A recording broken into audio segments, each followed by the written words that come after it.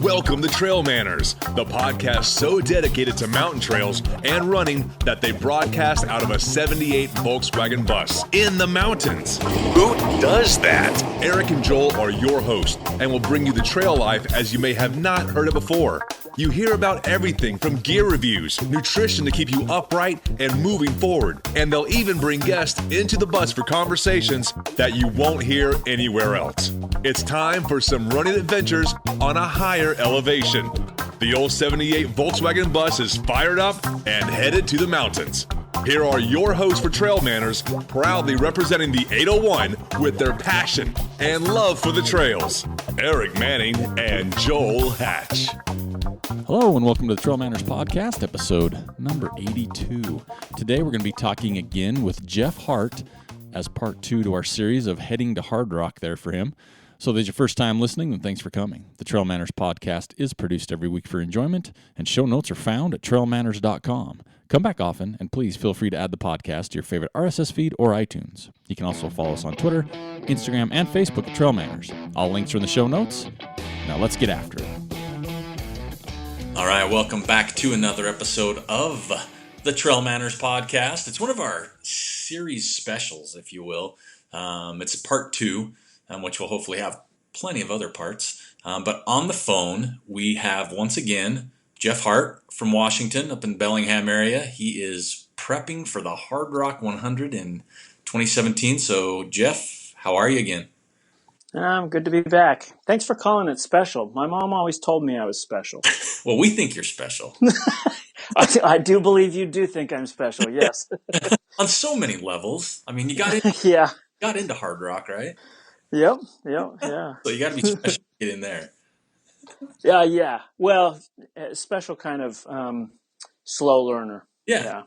Well, we'll see how that pans out. But so yeah, we had our the first episode a while back. I think number 79, and people really got kind of into it. We got some great messages, some good comments about people wanting to follow you along the way, and we left a shout out for people to ask you questions moving forwards through us. So I think we'll just kind of recap a little bit of our first episode and just, you got into Hardrock, you moved, all this kind of transpired within a month or two. And now you're in full swing, I bet now, right? Yeah, it really did. Everything kind of just, imploded and changed. So are you settled in a little bit better now? Do it's funny. My work here is at Western Washington is on quarters and not semesters. So I'm in my second quarter, and you would think I'd feel more adjusted, but I actually think I feel more discombobulated. It's the whole change thing, huh? Yeah. It's really throwing a wrench. All of the routines, all of the kind of day-to-day minutia that you just kind of get into a routine and things flow that I felt before moving. I just don't have here. Well, and just recently, you were back in Utah, though, right? Like a few weeks. Yeah. I went out to see my new grandson. Nice. And it was nice. Tried to coordinate with you. Couldn't quite make it, but I did make it up to Salt Lake and ran or chatted with a couple of good buddies who have done some hard rocking. Oh, nice. Yeah. Who was that? So I did a track workout with Jim Miller. Oh, yeah. Who I think it was last year, maybe it was 2 years, I don't know. Anyway, recently ran hard rock and fell and broke his shoulder. Oh. So separated his shoulder. So that was entertaining. And then while we were running, quote unquote sprints at the track, Quentin Barney came by, and he had just finished the Buffalo 100.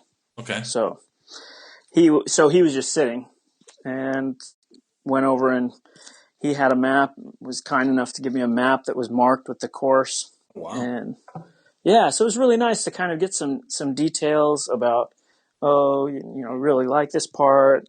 Make sure you go to the course marking day for this section of the course. It's amazing. So started to get some good intel. Well, that couldn't hurt, that's for sure. Yeah. Kind of put your mind at ease a little bit and maybe spark a few new uneasy parts as well, though. Well, a little bit of both. And it was funny because they're both planning, or at least Quentin is planning to be out there again. And he's like, so have you gotten your, race digs all figured out? And I'm like, oh, well, no. He says, well, you're behind the 8 ball on that one. So jumped on and couldn't find anything in Silverton, but found a hotel. I don't know, maybe halfway between Silverton and Durango. Maybe not even that far. I don't know. So he spurred me on to kind of start coordinating this thing. Started kind of putting on fire under, saying, hey, you got to do more than run, right? Yeah. So I've got a place to stay for my crew and pacers, and for the last few days, and actually during the race as well. So let me ask you that while we're on there. Where your lodging plans? I think we kind of touched on this a little bit on the first time we talked to you, but when do you plan on being down there? Yeah, the beauty of my job is that as soon as the quarter's over, I really kind of have a lot of liberty over the summer. I'll be working on some research, but I'll do that after the race when I can't move. Yeah. But that means that around the time my son gets out of school, which here is like June 16th. Yeah, that's crazy. We'll leave and we'll just head out. We're heading out west. We'll stop in Utah for a couple days. And then the plan is just from around the 20th to maybe 23rd of June through the race, just be camping up in the mountains. Nice. And then those last 4 days before the race, we have a condo. So nice. And so you'll have time to be down there, kind of get acclimated, get used to the course, get away. Little luxury. Yeah. Little luxury before the start. Yeah. I really want to make sure and go to as many of those course marking days. And I guess, my understanding is that over maybe 8 or 9 days, they mark the whole course. And I'd like to do as many of those as possible, but I'll be out there just running, hiking, mostly acclimating though. Yeah. The finishing touches, so to say. Yeah. And particularly since, I live more or less at sea level. And I know we talked last time about doing hill repeats. But then, you start looking at the course, and I think the biggest climb is like 5,500 feet in one climb. And that's at like mile 55. Perfect. Going, yeah, right. So I don't know, I'm freaking out. Yeah, that's the easiest way. I'm freaking out. That's how do I? Way to put it. Yeah. How do I train for, and that's like the 5th of 10 major climbs in the race or something. I don't know.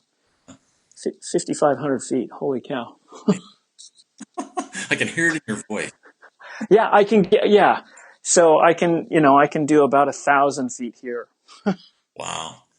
Yeah, that's, I guess, that's where, going down a little bit early can, maybe help, and then just keeping those legs moving up now. Yeah. Well, yeah, therein lies the rest of my anxiety. Well, and then the other thing you touched on is pacers and crew, and you mentioned that one of your son that's going down, he's going to help crew you, as well as your partner. She's going to be there crewing for you.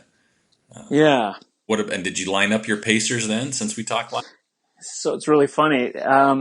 So my friend, and I'm pretty sure I mentioned him, and said he got into UTMB and wasn't going to be available. And actually, I guess it will work out. His son's in Colorado going to school. And so I might actually be able to wrangle up a 4-wheel drive vehicle. It looks like I've got one pacer and a little more crew support. So, the podcast paid off for me so far. Who's your pacer? So that's holy crap. Jeff, and I can't, Calvert. I don't know why his name wouldn't come to me, because he and his wife are good friends of my partner Jen and I. So that's weird. Does he run? Is he a trail runner? Or? Yeah, trail runner, and he's stepping in. He's doing the harder runs.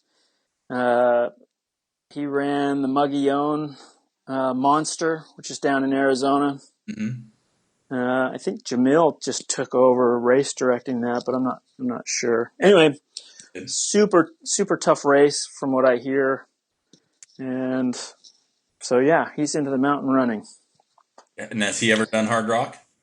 No, but he wants to. Yeah, so he's looking to get some experience and acculturated into the whole thing. Wow, well, that's the way to do it. Just jumping in like a pacing duty on the course. So is he going to do parts? He's not going to do like a 30-mile stretch. He might do 10 here and 10 here. Is that kind of what you're looking at? Yeah, I don't know. I'm still open. I mean, it's one of those things where, like Wasatch last year, I ran without a pacer and crew, and I really appreciated the solidarity of it, or I mean the solitude of it. But this I want to share, So if I have other people that are around or available, I'll spread that love around to whoever. So yeah, the offer's still out there. Well, I just did my stalking on Jeff, and he's got a good resume. So I think you'll be in good hands with him. He's done the Hellgate 100K, like you say, in the Mogollon Monster, Black Canyon 100K. So he's got some good races under his belt. So he's definitely going to be ready for you. Yeah, he is a solid runner, and we're out there in PA, and they've got the new Eastern States 100, very challenging trails. So yeah, the trails that we trained on and ran on out there are they may not be high elevation, but they are stout. So speaking of the high elevation and everything else, have you thought any more about what your best chances are to acclimate? Is it just that going down early and training while you're down there? You don't have any other, you got people out there that get those out. Yep. Yeah. You ever looked or thought about something like that? Yeah, I would love to have $3,000 or so to get an altitude tent. I thought about it. I'd looked into it. I have a couple of friends back east who own them and thought about renting them. But I've spent a number of years throughout my life at elevation, and I found that I adapt pretty quickly and pretty well. Did a lot of mountaineering in the lower 48 at least, and so with a week I would be fine. With 2 weeks, I'll be great. With 3 weeks, I should be strong. So yeah, I'm just kind of putting all my eggs into that basket. The only other thing that you might consider, being in that kind of realm is also the idea of like nutritional supplements or supports. I know you guys have mentioned some of that in the past and all the issues with WADA and whatnot, but like I had good success leading up to Wasatch taking Optogen XP by First Endurance. Yeah, I'm religious with that stuff personally. Yeah, and I don't really. I mean, I can tell you that I feel like I have more energy and I feel like I recover faster when I'm taking it. So I'm sticking to it. Yeah, I've used that for quite a few years. Robert's been on the show from First Endurance, good friend of ours, and yeah, product. And like you mentioned, we've talked about the WADA thing in our past episodes and stuff. But a lot of the Tour de France riders take that stuff, and they're tested. So yeah. So it's tested. It's good. The only thing, so for me, and I don't know if you have this or have this little kind of side effect, is that it will make my skin feel like it's itchy or on fire. Oh, really? Yeah, and I can't remember what it is in there. It's beta alanine, maybe. Oh, okay. I think that might be the product that on its own, and it's mildly irritating if I'm not exercising. So I just make sure that I exercise when I take it. Yeah. So there's a subset of the population that has that effect. Huh. Yeah, that's something I've never encountered, thank goodness. So that's Oh yeah. one. But yeah, it's great. It's a great product for sure. All right, so you're kind of going in which I commend and I like. No offense to people that use altitude tents at all. I think more power to you. But budget wise, and I'm just not techie enough. And No. I don't know how to, like, I just probably couldn't figure it out. I don't care if it came Yeah. video. I'd have to figure some way to get trapped inside or something. Wake up in a panic. Well, and I guess, I don't know. I have a hard enough time sleeping. Yeah. So I would say that that's one of the key elements of my training too, or at least has been in the past, is sleep. I will not sacrifice sleep. Sleep's really important to me. That's just show me and Joel we have coming out here I don't say pretty soon because you never know with us, but is about and the different forms of recovery, whether it is massage, whether it is product based, or I think what you mentioned is so overlooked for recovery, which is sleep, right? I mean, it's the most obvious and natural, but the society we live in, we just sacrifice that probably more than anything. I would agree. I think it's the first thing people go, oh, well, I've got to fit everything in. And so, yeah, for me, I just don't function well. I don't feel like I recover nearly as fast if I'm not getting, around 8 hours of sleep. Yeah.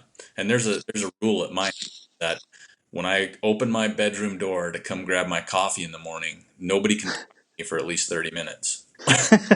Because I am one grumpy bear, and I've got at least 3 people that will back that 100%. Well, unfortunately, I'm pretty sure Jen, my partner, it's weird saying partner, but I feel like I'm a little bit too old to have a girlfriend. I mean, we own a home together. So anyway, yeah, Jen's going to hear this, and you may get an email saying, oh, he is exactly like that. Yeah, I've got that transitional period between waking up, hitting the bathroom, grabbing my coffee, and 30 minutes in after, I think for the most part I get better, I guess. Yeah. But yeah, that's me. That sleep thing's important. All right, so speaking of all that, how are you feeling? How's before we even started recording here, we kind of skim the surface, but how are you feeling? Your body, injuries, where are you at with that right now? I'm in total meltdown panic mode. Okay, so that's not bad. Right. Yeah. I have had this tendonitis in my ankles for a couple of months now, and it just won't go away. And I think that last week, my calf's getting tight. I haven't done any runs longer than like 18 miles. So somewhere around that 12-mile mark, my calves start to get tight. And I think last week my calves got so tight that I pulled something in my leg that's affecting my hip down to my knee. It's just slightly behind like the IT band, but not quite into the hamstring. So I don't know what it is. So I haven't run since Saturday. Never mind. Not since Saturday, which is at this point 5 days. So do you have, like me and Joel, we always say we have a guy, right? So it's our sports massage, deep getting in there after it. Do you have anybody you go to on anything like that to help with kinks and stuck things and injuries? Yeah. So, that's funny that you would say that, but I hit that threshold where it's like, I need to get a guy. And I don't think I have his card, so I can't. Well, and I actually don't know how good it's going to be because I've only gone once yesterday. So maybe I won't plug any names just yet. But did he get in to work some stuff? Did he talk to you about what he thought was going on, or did you feel any better, or what's going on with that? Yeah, so I didn't notice any difference in my hips. He is a chiropractor / physical therapist type person. He's worked with a lot of the Olympic committees. He came recommended by some of the local running clubs, and wow. And as the guy to go to. So yesterday was more of like the consult, and then he did some art, some active release therapy on my calves. So, if you've had that, you know that I was more or less crying. Squirming a little. Mm-hmm. Yeah. But afterwards felt a little better. So, and he said, his take initially was that it's Achilles whip, which was a new one to me. I've never had this issue before. So what's Achilles whip? I guess what it is it has to do with the way you're landing and something, and I'll look it up one of these days. But I think it has to do with stride rate and things like that, and just the amount of time you spend on the ground and how much force is laterally as opposed to vertically going into the calf muscles, and causes kind of a snapping of that Achilles tendon. Okay, that makes sense. And yeah, I mean it makes sense. So I'm really panicked about it. I'm just in this, I don't know. I'm excited about the race, but then every time I think about the race, I'm reminded that I'm hurt, and then that just fills me with dread. Well, so do you do other things as well? I mean, there's people that like do foam rolling, stretching, yoga, Pilates. I mean, there's such a myriad of things. Do you do any of that stuff on the side, like to help or recover? Yeah, that's really good. I'm glad you asked that because, I'm sure that's what people want to know too. Yeah, I have like a foam roller in every room in my house. I roll if I'm watching TV. I'm typically sitting on the floor with a roller under a leg, so I'm rolling. I've started doing yoga like once a week, and yeah, I mean that's really the extent of it. Oh, I also do, not that it's really kind of recovery, but like for strength stuff, like I do calf raises and squats every day. In the shower, it's really sexy too. Wow. I've been told. You have a foam roller in the shower? No, just the squats and the toe raises. Now let me ask you. Calf raises. This has been a conversation I've had with somebody else before. Toe raises. Do you think that would have anything to do with your Achilles and the way they feel? Like you're not the whip necessarily, but when you get up on your toes, you're kind of shortening your Achilles as well. Do you think that might have anything to do with how those feel? I don't think so. I mean, I've been doing that for a couple of years now. I think, yeah, I don't know. I mean, I don't really know. I'm not doing I'm not doing it over an edge where I can kind of get my heel lower than my toes, so I don't think the stretch is too long. Okay. Yeah, I don't know. I think I took off time after Wasatch in September, and my body decided to shrink. Just kind of go back to normal. Yeah, and so now I'm trying to get it all loosened up, and it's complaining. Back to stretch arms. Huh? Yeah, but now it's. I mean, I don't know. To me, it feels like crunch time. It feels like I don't have time to screw around with this stuff. Yeah. And it's really, I've got a lot of panic and anxiety because I haven't run more than an 18 miler. Okay. Well, And let me ask you that. How has the training been going with the injuries? I mean, I think it'll be a point where nobody will say, "Oh, I'm right where I want to be," or "My training's great." But I mean, how do you feel other than the injuries with the training? Do you feel like you're behind? yeah. I mean, I feel like I'm behind in that I haven't done any, quote unquote long runs, anything. Oh, I've got one 18 miler within the last month. But having said that, I've been extremely consistent, and I'm not missing days. My mileage is reasonable. I look at my mileage and I think, oh, I'm over. You're just panicking Yeah. because I've been averaging about 45 to maybe 50 miles a week for the last month or more. Well, that's not bad though. I mean, No. I look at a lot of people, Strava stalking, and then you get the people with the high mileage, but sometimes you see that doesn't translate, into good performances. So I think it's what you're used to. I mean, 45 to 50, I mean, it's April. If you can get rid of those little niggling pains, I mean, I think you're in good shape.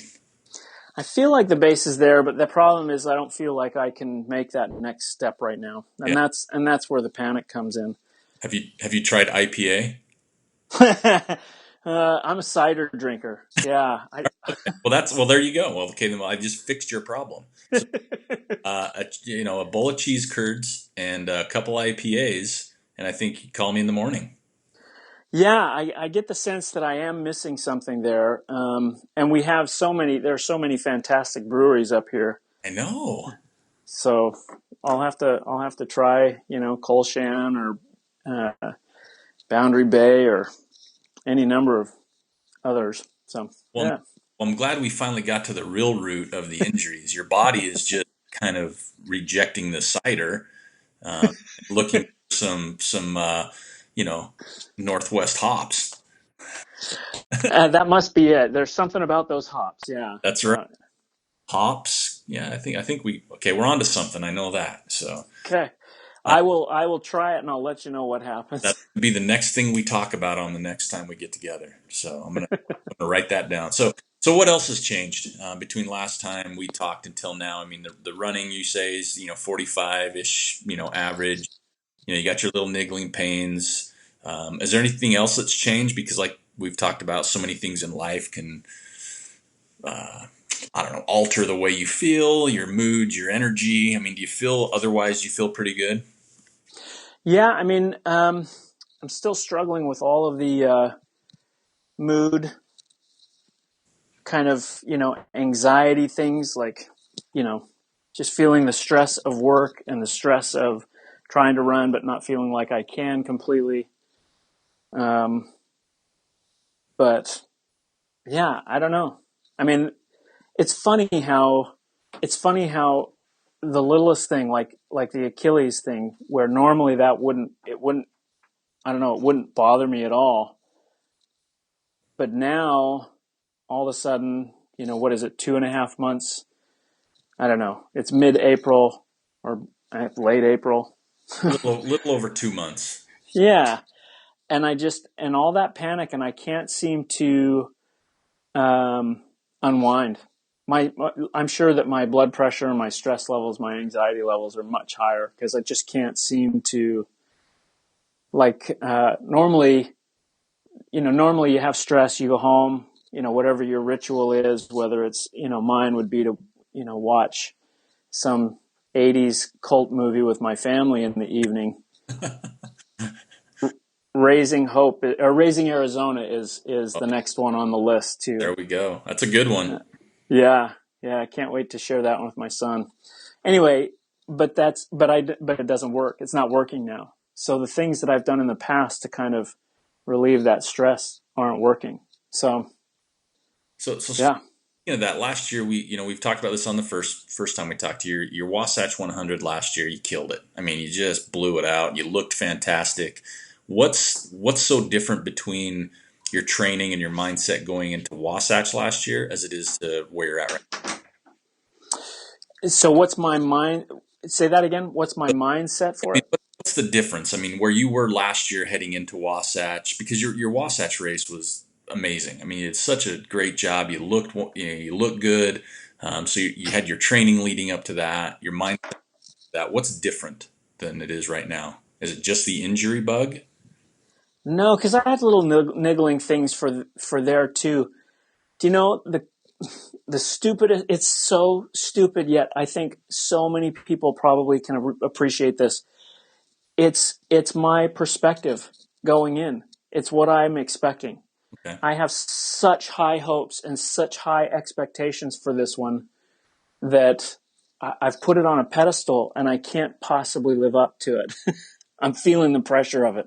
Yeah, and I think that's a tough one because it's not like someone can just talk you down from that either. You know, it's not like someone can say, "Oh, you need to, do this, that, or the other." It ultimately relies on your mentality behind it. Yeah. But Wasatch, it was like, well, I've done Wasatch. I have a buckle for it. I really want that other buckle, but you know what? I've done it. I can just walk away and it's no big deal. And kind of did a little bit under the radar. I wasn't sharing too much about it. But I can't get away from this one. Have you had many discussions with previous Hardrock finishers? You mentioned you talked to Jim and Quentin. Have you been like looking for? I want to say advice, but that's kind of what it is in a way. Are you been looking for anything like that, or are you just trying to steer clear from that? No, I haven't really looked for that advice yet. I just, and again, it's the whole, and I think I might have said this before. I if I think about it too much, it's all consuming, and then all these little things that come up, and right now it doesn't feel little. I mean, the Achilles doesn't feel little. The thing that sidelined me for a few days doesn't feel little. It's and then I'm just filled with a lot of anxiety. Yeah, So it's counterproductive for me. yeah. Have you been in a situation like this before in your life where whether it was, going to school to get your degree or starting your new professor job or anything else where you were a little amped up and maybe not yourself? Yeah, and really, I didn't feel it last year with Wasatch because I mean, I just was so laissez-faire about the whole thing. But hundreds before that, it was like that. Oh my gosh, I rolled my ankle 10 days out. Oh, this will never work. Or uh, uh, like Melissa was saying, Melissa Solomon from one of your previous podcasts was saying. She got sick the week before the Zion 100. Yeah. It's like, oh my gosh, what's this going to do to my race and all that. And then you add in that fear of failure or letting everyone down. And yeah, the pressure aspect. I don't, you know. Isn't that weird? I mean, it's not a team sport. You're letting a teammate down, so to say. But isn't that weird how an individual event that realistically is a big, I don't know, a big percentage of the world couldn't do, and you're putting that much pressure on yourself. I mean, I think we all do it to a degree, but I think it's like, oh, I don't want to let them down. But ultimately, it's just all about you in the end, even though everybody else has been along the ride. And, I'm not saying nobody's a part of it, but Yeah, it is funny because to me, I mean, yeah, I get that it's kind of a selfish sport and that it is really demanding of time, but it really is kind of like, well, if Jen put up with me going out for 5 hours, 8 mm-hmm. hours on the weekend every day or whatever, then she's really kind of invested too. And yeah, I can't separate the other people. Yeah. And of course the family and in this silly way, it's this self-imposed, well, you're that guy that's doing the 100-miler, and the new colleagues I have at work walking down the hall, and then, oh, how'd it go? Oh, well, I dropped out. I dread having. I don't ever want to have that conversation. Anyway. I understand. And I think a lot of it too, like when you talk about Jen, and no matter what happens at Hard Rock, I think deep down, or not even deep down, maybe even way on the surface, because I mean, I don't think there'd be disappointment. No, and that's why I brought up Melissa Solomon's comments, because she talks about at the end, how, she cried, but she had such a positive perspective on that whole process. Yeah. And it was cathartic for me in a way. I just listened to it this morning, so it was really, really helpful, because I was like, wow, yeah, okay, I mean, is it really? Because to me, up until that point, I was thinking this is all or nothing. I'm just all in. Yeah. And then I thought, well, I mean, yeah, I've been working for years to get into this race, but does it really have to be all or nothing? Yeah. Well, I think that right there, I think you nailed it to me, is, Wasatch, or, McGeehan, or some of these other races. You can go back next year, right? I mean, yeah, there's Wasatch, but your chances are super high. But when you do get into a Western, a Hard Rock, it is it one shot? Yeah. I think that's where that little bit of added pressure, that, and, take nothing away from the races I mentioned, but when you look at Western and Hard Rock, they're kind of ultra running pedestal races. It's the original Western, the fast, and then you got the mountainous, gnarly, rugged, beautiful Hard Rock. So, and it is tough when because that's what Hard Rock has been. Hard Rock has been that ultimate goal. That's, it's like, that's the reason you do all the other things leading up to it. Yeah. Yeah, I can definitely see where you're coming from and what you're saying, and I think it is, everybody has their own way to approach it for sure, and I think it might just add to the way you're feeling because you're not training or feeling the way you want to, or it might make that mental side a little bit tougher.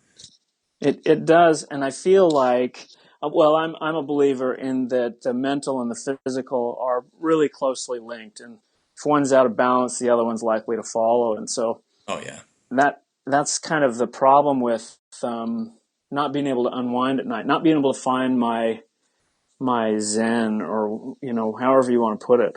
It's like I don't feel like this is going to go away until I can just be okay and say, "All right, body, you win." Well, and I've had a hamstring issue since I guess right around the Buffalo Run, which is end of March. And I haven't been able to run. I've tried, I've gotten treatments, I've rested, I've done all these things, and it's really made the rest of my world kind of wacky because I'm so focused on how does my hamstring feel? Can I get in a run tomorrow? Is it going to feel? Yeah. I don't have Hard Rock coming up, but I just, with everything else I have planned, my hamstring totally affects my mental capacity. So, yeah. That's really, So let me ask you. So you've got Beaverhead the week before, the Beaverhead 100K the week before Hard Rock. So how are you doing with that? Oh, horrible! I was supposed to. I've had to skip out on a couple Zion Traverse. I was supposed to go down to Goodwater Rim. These are fun runs, but to me they were ones I've been waiting. They've been on my calendar for months, and I haven't been able to do those. So for me, I've got a trail marathon in May. I've got a 50K in June, and another fun run mixed in June, and then the 100K. So if everything pans out, I think my steps are there to not try to go too big, too fast. But right now, I got my training wheels on, and it's frustrating. Well, I mean, it doesn't make either of our situations any better, but somehow it does help to hear other people have the same issue. Well, I think there's a few of them out there. I've got, and I look at it this way. I have some really good friends of mine right now. Like Curtis Thompson is a really good friend of mine, and he's had a good year planned. He had the Buffalo Run one planned, and he just had ankle, Achilles, all that surgery, so he couldn't even get on his feet for like 8 weeks. Yeah. Doesn't include when he can run again. I've had another friend locally that, she's had some things come up, and so she can't run for 8 weeks. So I'm like, okay, let me put this in perspective for me right now, Yeah, I guess that does help. And Curtis is awesome. Yeah, you met Kurt. I have, in fact, um, so hearing his Achilles issues and whatnot, I remember running down the Grand Canyon. I think we were running down the Bright Angel Trail, and there'd be like one random rock in the trail. And that guy was so deaf that as he's running by, he'd just do a little flick of his foot out the back and pop those rocks right off the edge into oblivion. Oh yeah, that's a trick that we do here on the BST in Ogden. That's one of our staple moves. Okay. All right. That's just a little trail maintenance as we run. I usually try and use that as an excuse to stop, but yeah. Stop it.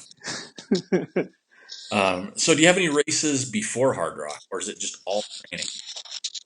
Yeah, right now, so I missed Chucking It because that's when this all started, and I thought, oh, if I kind of take it easy, that'll help. And volunteered at Chucking It instead, which was a great experience. And my next official race is 3 weeks away, and that is the Orcas Island 50 miler. Oh, you dog. That's on my list. Yeah, so again, and like you say, if I look at my mileage, 50 miles a week, that's good. That's where I try and go with 100 mile, or well, actually where I used to try and go was, have a peak week of 100 miles. So I know I can jump up to that. In the past, like I've ramped up, been able to do a 50 miler by having back-to-back 15 milers. Yeah. So I know I can get to it. I just need to feel like I can. And so I'm hoping that this, I'm taking kind of a forced week of just walking. I'm not gonna run for a few more days, and hopefully things settle down, and then I can just, hopefully it's not a chronic thing that's going to be so bad I have to really just shut down completely. Yeah, well, that's definitely the hope, and a lot of that, even with like Orc Island and everything, and is just going in knowing it's time on your feet, right? Yep. Yeah. Totally. Yeah. Fine tune nutrition plan, or just time on your feet. That's such a huge key, and that's what you hear so much of with a lot of these people, that the Hardrock veterans and people that have done Hardrock in the past. You need just time on your feet, time on your feet, time on your feet. You hear that all the time. Yeah, so I think I said this before, I'm walking to and from work. I carry a pack. I had planned to increase the weight, but I still carry just about 20 pounds. And get to work. I have a standing desk. My chair is always pushed to the side. So, I'm on my feet a lot and stand a lot. And you start thinking about that 48-hour cutoff, and that's only like a 28:40. I don't know, somewhere in the 28 minute, maybe even close to 29 minute per mile average. Yeah. So that's, I can walk at 29. I can too. Yeah. I hope I can. Yeah. So you mentioned earlier running clubs up there. So are you getting tied in now with some of the local runners and kind of the running scene up there, and exploring a little bit more there? I'm so bad at it. I want to be better. I love running with people, but I always I put so much undue pressure on myself that they're either going to go faster than I want to go, or I'm going to be and I'm going to be holding them back, or desperately trying to cling to them, or they're going to be going slow, and so that's part of it. So I have this pressure for that, but then I also have, like I said, I have kind of a flexible schedule. Yeah. So I might work in the evenings, and then run in the afternoons, or people will get up for early morning runs, and unlike them, I won't give up sleep for running. So yeah, I haven't done very well. I have a few connections. I have one guy who's also another good ultra runner, kind of all around adventurer, and he and I've talked about going north across the border up into Gary Robbins and Ellie, territory to run on Grouse Mountain. Yeah. So there's something called the Grouse Grind, which I think in 2 kilometers it goes up 1,400 feet. No, 2,000 feet. So it's like more than 1,000 feet per mile. It's like 1,200 feet per mile for 2 miles. So in 2 miles you get about 2,400 feet. Nice. So a few connections, but yeah, I don't know. Doesn't play well with others, maybe. Yeah. It's funny. I kind of find myself that way a lot, but a lot of it is either A, I'm not going to be able to keep up, or I'm going to red line to try, and it'll be miserable. Yeah. Or they'll just make fun of my mustache and beard. So that's it's a no-go. Yeah. Yeah, I'm a socially outgoing person. I like people. I just tend to find myself doing most of my running when I'm alone. Yeah. I've been doing a lot more of that probably than I've ever done in my X amount of years running the last 3 months, I would guess. Yeah. And a lot And I'm also, oh, go ahead. No, go ahead. A lot of it. I was going to say it allows me to sing aloud a lot more than I normally do. Oh, see, I don't do that. Yeah. Well, and I don't do it around other people because I've run with a few people, some of them there, out in Utah that will sing out loud, and it's just kind of funny to hear them. So. Yeah, I think my dog would run off if I sang out loud when I ran. He's my running partner, and he'd probably just disown me. He's even got standards, so. Yeah. In fact, I remember the year you and I did Wasatch, so 2011, I think Davy Crockett went running by me just singing at the top of his lungs. And I thought, wow, that really takes, that's really a someone who's comfortable with themselves. Someone like not me. Someone like not me either, yeah. Well, I'll tell you what, I think, and I know where you're coming from, and I know it doesn't really say much, but I think as far as the mileage you're getting and stuff, I think you're doing good. I think you're probably not where you want to be for, because no one ever is, but I think it just those little niggling, aching little buggers would go away. I think you're still right on it. I think you're on point probably for where you should be. Well, thanks for talking me off the ledge, and I didn't mean it to, I didn't mean for this little session to become a, panic ridden, but I guess that's, I'm sure that we're not alone. Oh, heavens. There's a lot of that. I've seen people with no injuries training better than I've ever seen them kind of get panicked, So I think it's just human nature, but I think anytime an injury is involved, it makes it a little more compounded because like you mentioned, you don't want to push it to the point where you have to be done for a while, right? To run its course or get the treatment you need. But, you kind of, like you said, you're riding that fine line of I'm going to take a few days off and not running. And then there's the fear in the back of your mind is, okay, I took 3 days off. Did I lose fitness? Yep. I feel that so much right now. It's like, it was Saturday. Saturday was my last run. You're a fat, lazy slob. What's up? Now, if they'll only push Hardrock into August, I'll be ready. Well, I will admit that I may have looked on the site at the snow and looked at the 1 year that Hardrock was canceled because of snow and almost slightly crossed my fingers. Oh, maybe they'll cancel it and I won't have to make a decision. Oh, don't say that. People are going to... It is true. I won't make friends if I make that comment. No way. Oh.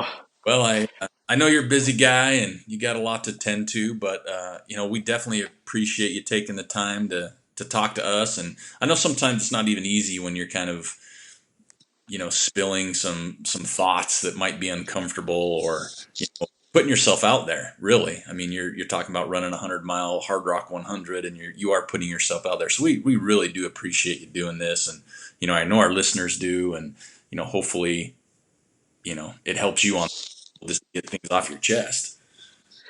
Well, I feel it's funny, but I do feel more relieved. I didn't, I hope people can appreciate it.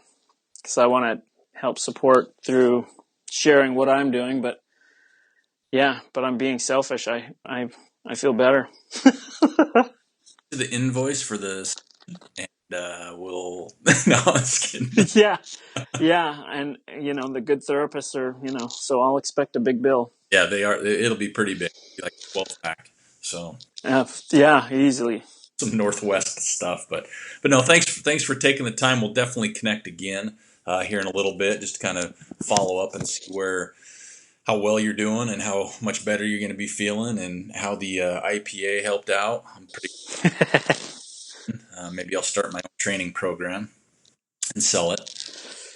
Well, you've got some good advice built into it. Yeah, sound advice is what it is. So. I mean, squeaky cheese. I've loved cheese curds. Had cheese curds from when I was a kid. It's good stuff. Well, and we've had you haven't had the deep. I had some deep fried ones again today. So yeah, that's a whole nother episode of me feeling guilty about eating so poorly. But oh my gosh. Well, and we haven't really talked about nutrition, and that's another key area that I'm really kind of falling down on right now too. So we have time to catch up, because that's our next show. Is we're going to be really excellent. So you got plenty of time to kick it into gear. Okay. Well, Jeff, thanks again for taking the time to talk to us about everything that's going on with your preparations for Hardrock. And we look forward to catching up with you in a few weeks. All right, sounds good. All right, thanks, Jeff. Thanks. Bye. Thank you for listening to the TrailManners podcast. We'd like to thank Jeff Hart once again for taking the time to join us on the phone today to talk about how his training is going for the Hardrock 100. We also want to encourage everybody to follow us on Instagram, Twitter, and Facebook at TrailManners, or swing by our website at trailmanners.com. Check out the store page, get yourself some instant trail cred, and those swaggin' rights. Or you can hit us up on the contact page. Let us know what you want to see, who you want to hear, or if you would like to be on our show.